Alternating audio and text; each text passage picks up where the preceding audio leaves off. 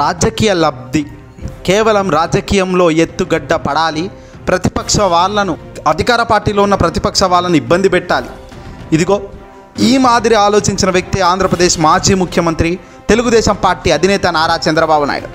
కానీ ఈయన తీసుకున్న అడుగులు, ఈయన ద్వారా చేయించిన పనుల వల్ల ప్రాణాలే కోల్పోతున్నారు ఆంధ్రప్రదేశ్ రాష్ట్రంలో నిరుపేద కుటుంబాలకు సంబంధించిన పేదలు.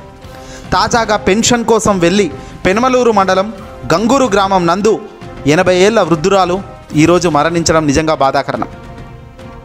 ఓట్ల రాజకీయం కోసం వచ్చిన బోడే ప్రసాద్ అక్కడి నుంచి వెళ్ళిపోవాలి అంటూ నేరుగా బాధితురాలి కుటుంబ సభ్యులు అందరూ కూడా ఆగ్రహం వ్యక్తం చేశారు.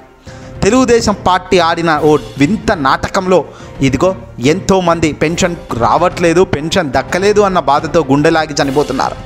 ఇక పెన్షన్ కోసం వెళ్ళి పెనుమలూరు మండలం గంగూరు గ్రామం నందు 80 ఏళ్ల వృద్ధురాలు లేక మరణించడం ఇప్పుడు ఎంతో బాధాకరం. దీంతో ఇప్పుడు అంతా కూడా బాధతో ఆగ్రహం వ్యక్తం చేస్తున్నారు. చంద్రబాబు నాయుడుపై నిప్పులు కక్కుతున్నారు. ఇలాంటి వ్యక్తిని ఎన్నుకోకముందే మన ప్రాణాలు పోతున్నాయి. ఈ వ్యక్తి అంటే ఎన్నుకుంటే ఈ వ్యక్తి దగ్గరగా మన జీవితం ఎలా ఉంటుందో ఆలోచన చేయండి అంటున్నారు అంతా కూడా.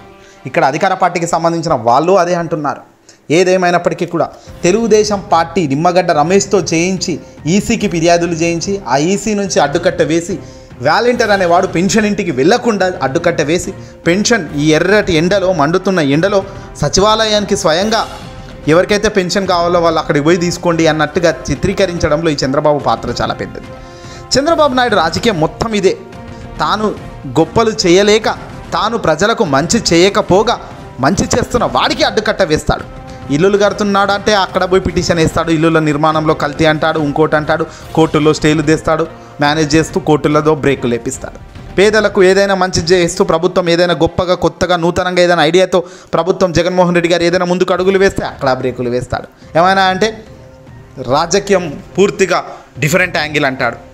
చరిత్రలో ఇలాంటి వ్యక్తులు కూడా కనుమరుగవుతారు. ఎంత స్థాయిలో కనుమరుగవుతారు అనే దానికే బ్రాండ్ ఎగ్జాంపుల్గా చంద్రబాబు నిలుస్తారు. ఈ వీడియోని అసలు లైక్ కొట్టి తప్పక షేర్ చేయండి.